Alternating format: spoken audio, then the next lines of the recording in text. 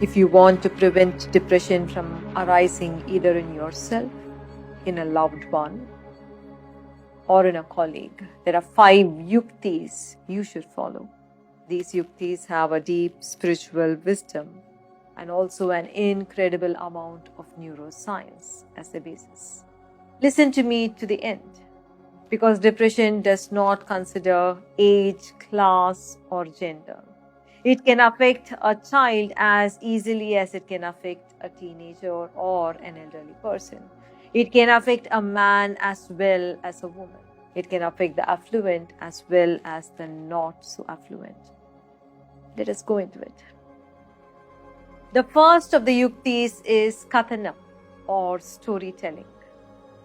Let me explain this. For thousands upon thousands of years, we human beings have sat around the fire in the evenings as a tribe, and we have eaten food together. We have narrated stories to each other of all that happened to us that day, of the animals that chased us, of how we protected each other, or of the fruit we discovered, or of the new friends we made, until the fire died down and we kept gazing at the stars.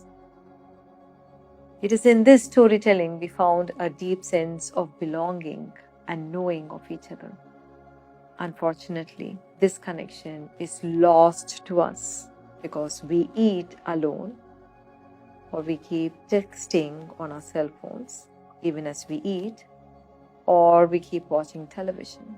If you can leave your cell phones in another room, if all of you can sit together and eat together as often as you can and engage in storytelling of what happened to you that week or that day, and listen to each other and laugh together, I would say you will feel or experience a deep sense of belonging. And this deep sense of belonging will stem away loneliness, because it is that loneliness which is a precursor, a definitive precursor to depression. The second of the yuktis to prevent depression is a loving touch, or sneha sparshanam.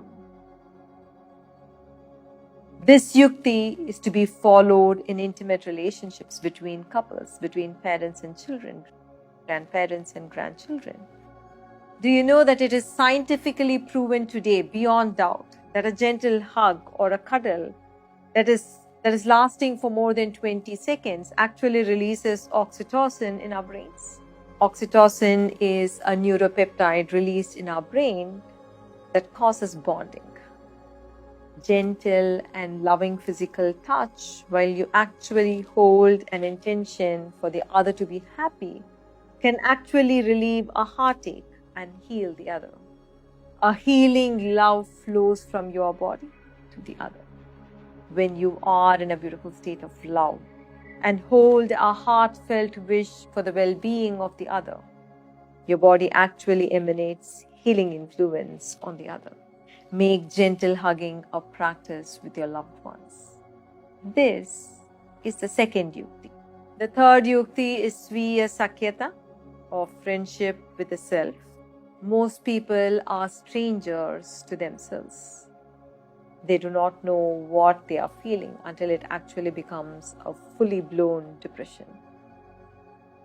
Friendship with the self is a simple spiritual hack you can practice that for sure can keep your depression at bay.